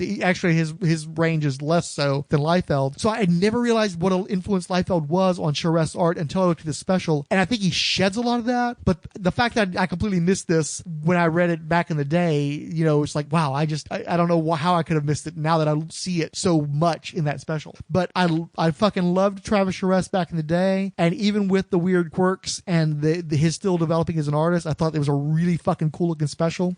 And I did spend a lot of time staring at some of those panels because of how great, how fine that cross-hatching was. And even though I wasn't as happy with the Trilogy, there's still shots in there that are really fucking cool. I just don't think it's nearly as good as the Chapel work he did on Codename Strike File, and I don't think it's nearly as good as the stuff he did on X Factor. But I still, it's okay. It's just, I see a lot of the flaws in Trilogy, and so it's distracting. But there's also a lot of cool looking shit, so I definitely forgive it at the same time. So I'm with you. The stories weren't super, but they weren't terrible either, and the art was pretty cool to awesome at times. So I don't regret reading either of these books. I said earlier when you were talking about Kevin Nolan, I thought you were talking about Travis Charest. So when I mentioned Captain America, delete that out because that's stupid. What do you mean? No, Travis Charest did some Cap stuff. No, I know, but you were talking about Jay Lee. Oh, at the time, I thought you had gone back. I thought you were still talking about Travis Charest. So that's I think I was actually. Maybe. Well, if you were, then leave it in. If not, fuck off. Okay. Well, I'll just leave this. I don't think you Coda. were. When you listen to it again, I think you were talking about Jay Lee. But I want to say maybe there's a little bit of Sam Keith in there too. I'm thinking about Sam Keith for this Jay Lee stuff. I can see the Sam Keith for the Jay Lee. I can see that too. Yeah, he was really an influence sponge back then. One of the things that was interesting with Jay Lee is there were so many different diverse influences in his art that trying to resolve them all and get stuff on the page made for some interesting viewing. But some of this shit is so fucking lazy too, and the colorists had to do so much of the lifting in differentiating characters and what the fuck you were even seeing. If you go back and look, sometimes it's just a few squiggles. You're right, he gets really lazy, but I think it's actually the second issue where he's at his worst. The third, I think he's actually experimenting with his style and doing some different stuff, and I think that it's not so much rough as he's in this weird transitional period between the style that was making him famous at that time and the more art school quality that his later book Hellshock would have. Nah, I think issue 3 is solidly the worst. It's solidly the worst. There's some panels that it just looks like these were rough sketches. There's not even any of the cool, there's maybe like a little bit of, like I said, that India ink spraying, except I like when Voodoo is having that sort of quick battle with Hightower in her brain. Other than that, I'm not a huge fan of issue 3. But I think you're being too harsh on it. I think it looks good. Maybe like you said, you can take you have issue with him saying that it's his best work ever, because while you were talking, I image searched some of that X Factor stuff. It looks really good. So I think maybe that's a little bit. I think you're right. Maybe he was kind of playing this up a little bit more, but I don't think it's bad. And like I said, I think all this stuff, I was not expecting the art to be at this level. And so I don't know if it's just Jim Lee attracted better dudes to draw his stuff. I don't know. But I thought the art was pretty good, and I thought the stories were decent. So so far, thumbs up on Wildcats at this point. Well, I should say thumbs up to Grifter and his band of clowns around. I'm just glad it wasn't torture for you. No, it wasn't that bad. And they were fairly quick reads. It wasn't as quick as some of this image stuff we've read, where there's like 4 balloons on every 2 pages. But I thought it was a nice amount of dialogue. It wasn't Chris Claremont shit either, where there's just fucking like word balloons covering all the art. It wasn't like that either. But there was a conscious effort to actually put words on the page. It wasn't just like, get them, guys, so yeah. Yeah, exactly. And there, like I said, Grifter is working shit out in his head, and you're reading some of that stuff. So yeah, there was definitely a little more going on. Anyway, sorry. I wish I could have. I wish I hated it, so I could have come in and said this shit fucking sucks. No. I want more positivity. I just the art on Trilogy, some of that's so fucking lazy. But the show's been too negative lately, so I kind of want to pull back from that. So I was glad you liked it, and that's why I held. I wanted to get my shots in, but I tried to hold back at the end and let you keep the majority of the show positive. Oh, that's me, Positive Pete. Like I said, I just saw the first few pages of issue 1. I could just see. I'm like, oh, this is some Kevin O'Neill, Mark Texeira, super bombastic, sprayed blacks everywhere. Nothing has been ironed ever. You didn't even throw it in the dryer and fluff it. Like, your shit is so wrinkled. Like, oh my god, and everything is just wrinkled, like wrinkles on wrinkles. I just bought in. So like I said, I just rode that ride, man. I did love how all of a sudden Grifter's got all these spikes coming off of him and shit. It's like, because Jay Lee draws cool spikes, It's like, fuck it, yeah, go for it. Oh yeah. His trench coat became Spawn's cape. He suddenly decides he's not going to wear a shirt under the trench coat. It's like, cool though. He's good with the chest things. That was such a weird panel. I was like, who is this? I'm like, oh shit, that was supposed to be Grifter. Like later on, I'm like, oh, it was Grifter. I didn't even realize it because I didn't remember his name at the time because they're using first name or whatever. Yeah. Anyway, I don't know. It's not the greatest thing ever, like I said, but I'm not gonna. It's fine. It's good. Thumbs up ish. Thumbs ish up. So is this stuff better than like so this came out around the first 4 issues or so of actual Wildcats? What was better? It came out between, in terms of story, the fact that Brandon Choi did not write the majority of either one of these means it was automatically better, because Brandon Choi is definitely like a Chris Claremont wannabe clone, and it's so boring. Something about how he writes, because Brandon Choi was going to law school and Jim Lee was going to medical school, and his stuff is written like a guy who should have stayed in law school. It's very dry and too much detail about like technical shit and not enough like good quality dialogue and stuff. So it's definitely much better to read these than it was to read the miniseries. The miniseries is just a slog because his writing sucks so bad. I really hate Brandon Choi's writing. So yeah, that's definitely like, I'm still dreading the chunk of it from 5 through 12 because we got that. It's the slog you got to get through before Wildcats suddenly gets good. So as soon as he leaves, once James Robinson comes on, it's multiple times the book, but we got to get to this fucking period of the shit to get to the good stuff. But one of the things that's nice about Wildstorm is they recognized earlier than anybody, except for maybe Todd McFarlane, that you needed some fucking writers. And unlike Todd, it wasn't, here's one great writer for one great issue. It's like, no, we're going to get fucking writers to write our shit from now on. And that's why Wildstorm was fucking driving Image before they got sold out to DC, and why it was a huge blow for them to get sold to DC, because they were keeping the company afloat. They were the ones where people were like, no, it's okay to read Image Comics as long as it's Wildstorm. And then Wildstorm left and was like, is there a reason for Image to exist? And for a few years there was in question whether or not they could continue without him. So yeah. I mean, I can see what you're saying in some of the scenes in these books where they're all sitting around on a ship, or they're all sitting around in a building and they're all just talking to each other. I could see how that would get kind of tiresome. Luckily in these issues, it was only for a few panels and they would jump away. But those were definitely the panels where I'm like, do I need to read this? If I just skip these panels, does it even really matter? Can we just get back to where the actual story's talking? And they're talking about like, where's so-and-so? We don't know where so-and-so is. Like, no, I know where they're at. Let's get back to that. Like, let's get back to their story. I don't need to read you guys talking about how you don't know where they are. Mm-hmm. So if there are large, and I kind of think I remember that. I don't know if I'm just putting that in my brain now since we're talking about it. I seem to remember flipping through Wildstorm comics, and it is a bunch of really, really nice, or not Wildstorm, like specifically Wildcats, really, really nice Jim Lee drawn of people sitting around talking. Yeah. Like with Imp in a suit, and they're all sitting around, and there's lots of like Danger Room style mechanical walls around them, and they're just talking. I don't know. That could just be me not really remembering it right, but for some reason that's the image that keeps popping up in my head. I don't really remember any Jim Jim Lee panels in my, like, I remember more from this Travis Charest issue than I do of actually Jim Lee drawn. Well, it helps that the Wildcat no, 4 was in the chibi boxes too, but they were polybagged with a trading card. Maybe that's why you didn't get to look at the 4 very often. Yeah, that could be it. It could be they just weren't accessible for me to flip through. Yeah. Totally could be. That, and you're not going to necessarily seek out the Jim Lee stuff because you already have plenty of exposure to Jim Lee by that point. Why would you look at a Jim Lee Wildcats when you look at a Jim Lee Fantastic Four, you know? I guess so, but I think, I don't know. I think I flip through anything that Jim Lee does. I'll pick it up and toss through it, which is probably why I picked up this issue. I probably thought it was Jim Lee looking at the cover. Yeah, maybe. Anyway, that's that, folks. Hey, if you are stuck on a desert island and you only have these issues to read, it wouldn't be so bad. It wouldn't be so bad. Anyway, that's that. What else would you like for me to say? You want to ask me any more questions? No. I thought about trying to drill deeper into some of the characters, but A, there really isn't enough in these issues, and B, we'd already, just talking about the stories and the artists, we'd already run through our time, so we're good. Let's fucking talk about Void for 20 minutes. Let's fucking do it. What are her fucking powers? Please, God. Is it some sort of Minority Report shit where she can kind of see the future, but she can't? She has psychic powers? What the fuck? Yeah, actually, that's part of it. Yeah. You know what also kind of occurs to me? I was trying to, obviously, look, it's just going to be the way it is, folks. You read these issues and you're trying to figure out who the fuck are these people analogs of? Obviously, but it seems to me like when you said Grifter was Steve Trevor, I was like, oh shit, I didn't think about that. Because I was thinking literally the entire Wildcats team is the Hulk with Maul, and then everyone else is just copies of Psylocke and Wolverine.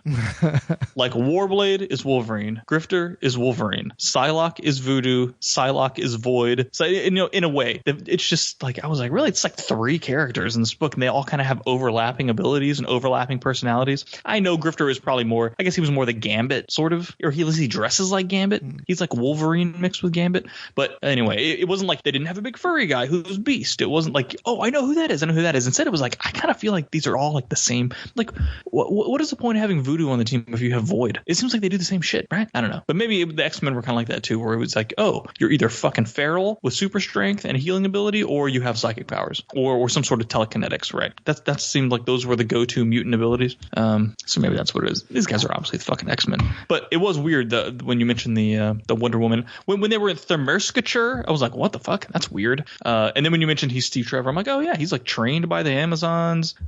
They all kind of resent him for getting friendly with one of them. Yeah, I didn't think about that. That was weird, very weird. Yeah, but apparently Jim Lee's a DC guy, so it makes sense. He was a George Perez guy, and he probably read George Perez's Wonder Woman stuff. That's probably what did it. It was probably like, hey, nobody's ripped this off yet. Let's fucking do it. Nobody read it in the first place, so they're not think I'm ripping it off.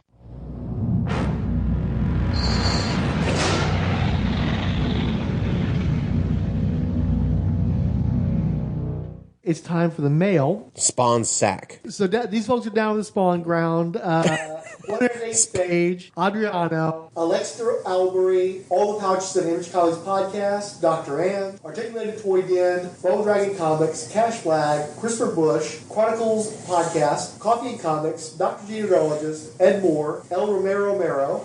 I'm just going to say Max Romero. I always struggle with that. Fan Holes Podcast, Firestorm Fan, Guts Last Sword, The Hammer Strikes, Random Geeky Stuff, History of Comics on Film, Iowa's Joe Crawford, Jack at Agent of Hydra 12, James Blobbett, Jason Snick Venable, Jeffrey Brown, JLI Podcast, Julio Valle, Justice First Dawn, Ken Stark, Liz Ann Oswald, Luke Brown, number 3118, I think that's at San Diego Comic Con, which just passed, Michael Wagner, Odell Abner Dracula, Professor Frenzy, Professor Harbinger, Rad Adventures Podcasting Network, Randy Caldwell, Relatively Geeky, Richard Field, Richard G, Serial Wars Beyond Podcast, Shade, The Follower Boy, Sean Merrick, Siskoid, Super Cold Style, Talk Nerdy to Me, Kala Scorsy, Roller Worlds, Xenozoid Xenophiles, and Zach Sally. Luke H. Brown also wrote, Holy Crap, talked about a tantrum.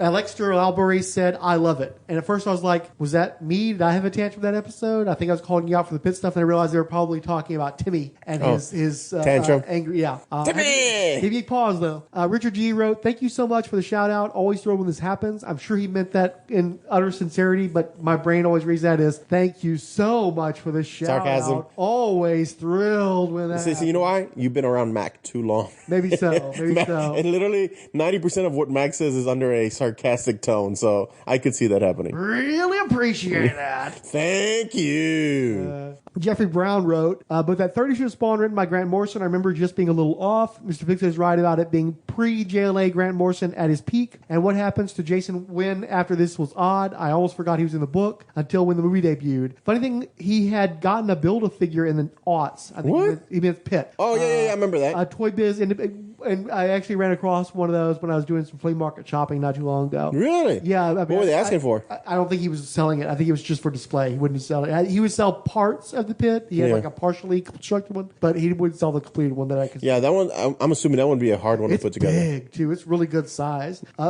Disproportionately large, even relative to how big Pit should be. Well, Fryho's, when it comes to toys, Fryho knows all these toys. That's who I go to when I got toy questions. And he was showing me, he used to have some of these really cool big ones, like, I can't remember now. Anyway. Sentinel and Sasquatch, I think was a build. Yeah, like he has a bunch of great ones. Yeah. But I mean, he just texted me the other day, like, hey, this comic shop down the street has a couple of the Fing Fang Foom parts if you want. Like, that's one of the hardest ones apparently to put together. Yeah. Ares was another one from Wonder Woman, I think. Ares was a Build-A-Figure. The movie version, I think. Yeah, dude, you should have been able to. They were literally selling those at like Five Below, like the entire series. I don't want movie Ares. Thank you very much. Okay. I don't need a David Thewlis action figure. Appreciate it. But he's Harry Potter. If he came with a mustache through the mask, maybe. Dude, that connects. That's your point to Harry Potter. Never mind. Just go. Funny enough, he had a Build-A-Figure in the mid-aughts, a Toy Biz Independent Comics Heroes line that had Savage Dragon, Judge Dredd, Super Patriot, Madman, Judge Death, and Witchblade. Each had pieces of Pit that you had to put together. Great episode, Frank. I didn't read Pit when it came out, but I have seen previews of it in Spawn. And I had read an issue of the Max where he guest starred and Gen 13 and Cyberforce. Yeah, he guest starred in all of those. I just know Pit was got around. I just know Pit from him being in other people's books of the time. I mostly remember Wynn from the HBO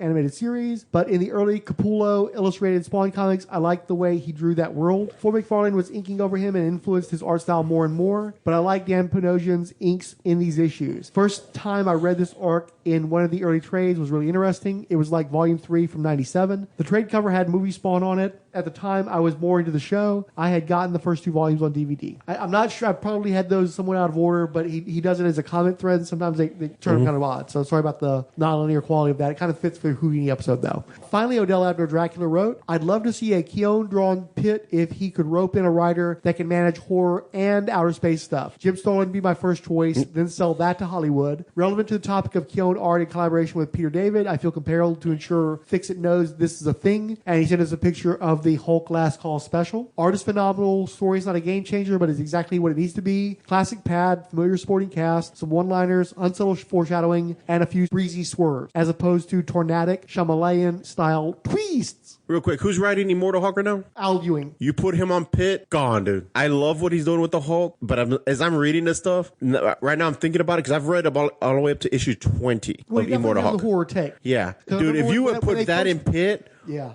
Oh my God, dude. I remember when that was first being solicited, I was tweeting about it. I've always thought if you're going to try to, upend Hulk and do something interesting with him, go horror with it. And Ewing did that, and I was like, well, fuck. There's another thing I'll never get to do in comics. When I first saw this, I was like, I'm not going to touch it. But someone reminded me that I really liked the Rick Remender Punisher, where he's Frankenstein Prince.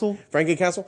I fucking love that book. It's so fucking bizarre. It's so weird, but it's such a great take on him that I enjoyed it so much. And I'm like, let me read Immortal Hulk. Read one issue and just blew through the series. I'm hooked. Yeah. You were late to the game, but boy, you delve in deep. If you give it that kind of feel to Pitt, I think it would actually work better for Pitt because Pitt's a darker character. I don't know how you could do the Green Door and all that shit. You'd have to do something different. But that whole vibe of it, that horror you'd vibe. want to. You don't want to just do what you did with the Hulk. Yeah. So, yeah. But what did you think about the Last Call special? Which one? The one that Peter David and Del Keown did recently? Oh, it was Wait, when did they do it? Within a few months. You haven't read it? No, I haven't read it. Oh, well, apparently Odell Abner Reckon wanted to make sure you knew that was a thing. Oh, thank you, man. I'm definitely going to... I know the last story. Don't worry, buddy. I got you. Oh, thanks. I'm keeping this, right? I had a feeling you might, but yeah. Oh, wow. So I read it before I brought it over to you, and I knew you'd want it, so I figured I'd go ahead and grab that. I think it's a good-looking book, but I think that it's pretty clear Del Keown only did layouts on most of the pages. In particular, I think the Walden Wong... Dude, but it still looks great. It still looks great. Still looks great. You can tell the Walden Wong ones because you can see he's got a very heavy hand on his pages, and I don't think he chose that on his own. I think what it probably was they needed a heavy-handed inker to finish finish it up. So they were good about keeping it consistent so that there were sequences where Bruce Banner's talking on the phone, and that looks more like Hyun. And then there's some other sequences that you clearly see the inker has got a heavy hand. I think Mark Farmer probably did the pages that looked the most like classic Hyun, but it's still a good-looking book. It's a nice story, but particularly really great-looking Mr. Hyde drawn by Del Keown in that one. So definitely would recommend it. It's good stuff. So I got one quick question real quick. So I'm so going to read that like as soon as you leave. I'm reading that. Is this a opposite of Immortal Hulk? So I'm not lying, dude. No, this is straight up. I don't want to mess it up too much for you, but basically Peter David is writing a story for after the end of his run, but it's not a current day story. It's like it's him dealing with stuff from his run at a point. Fantastic. After Okay. his last issue. Because I love Peter David's Hulk run. I still think it's one of the essential must-read Hulk runs of all time, that even when it gets a little weird. But like I said, I'm having a really hard time with this Immortal Hulk because this is really just loving that Al Ewing. Dude, it is fucking me up. Well, think about serious. this. How many years did it take before somebody could come in Bruce and make Jones you just see what they fucking does? Bruce Jones just pissed all over and shit all over, which really ruined it for me. There was a couple of cool stories. I mean, when you had the Absorbing Man as like a serial killer was kind of cool. That's only 2 issues. But again, you're bringing up the Bruce Jones run. That was like the early 2000s. Yeah. It's 2019, man. But no one's That's a long time without having somebody you could even talk to at anywhere near the same level as Peter David. But, I mean, okay. You're not sure. You're uncomfortable with direct comparisons between the two because you're liking the Al Ewing stuff so much. Well, so, I love the fact that he reintroduced Joe, my spirit animal, but Joe Fixit no longer has to be the Hulk. He's now a persona. And he actually knows all the other personas. And he's the weaker of the Hulks, but he's also the smartest of the Hulks. Because he's actually like... that's nice and all, but this ain't no fucking Hulk podcast. It should be, goddammit. Should be, damn it. This isn't Padcast. This is Spawnometer. We got to wrap it up. Okay, who was the last guy on the mail? Odell Abdurrahman. Odell, thank you so much, my friend. I will absolutely read this. It is on the top of I'm kicking Frank out of my fucking house in a few moments to read it list.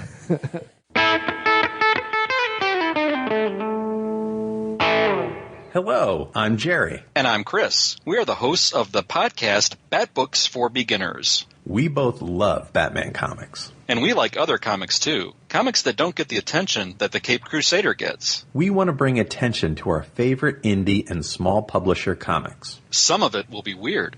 Some of it will be wild. But great storytelling can come from anywhere. So we started a brand new podcast, The Professor Frenzy Show. On the Professor Frenzy Show, we will share some of our favorite indie comic books with you. Search for us on iTunes, Google Play, and everywhere podcasts are found. We hope you will search, subscribe, download, listen, and join in on the fun. Professor Frenzy, it's a show. Professor Frenzy Show.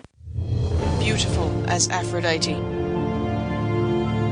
Wise as Athena. Stronger than Hercules. Swifter than Mercury. Explore the 75-year history of the Amazon princess with Wonder Woman, Warrior for Peace, a monthly podcast available on iTunes, Stitcher, and at wonderwomanwarriorforpeace.wordpress.com. The time is out of joint. The time is out of joint. The time is out of joint. The year is 1994, or 1944, or maybe 2994. Time is under threat, and history is falling apart. Who will survive this crisis, and how will history be changed for those that do? 0 Hour Strikes takes you back to that DC Comics crossover and covers the entire story, issue by issue, tie-in by tie-in, as the DC universe goes down to zero. Join Bass and Siskoid at fireandwaterpodcast.com or on iTunes. 0 Hour Strikes, a proud member of the Fire and Water Podcast Network. Remember, Legion. This is a fan-produced, not-for-profit podcast. No copyright infringement is intended. Any use of copyrighted materials believed to be covered under fair use. If you don't agree, you can go straight to hell!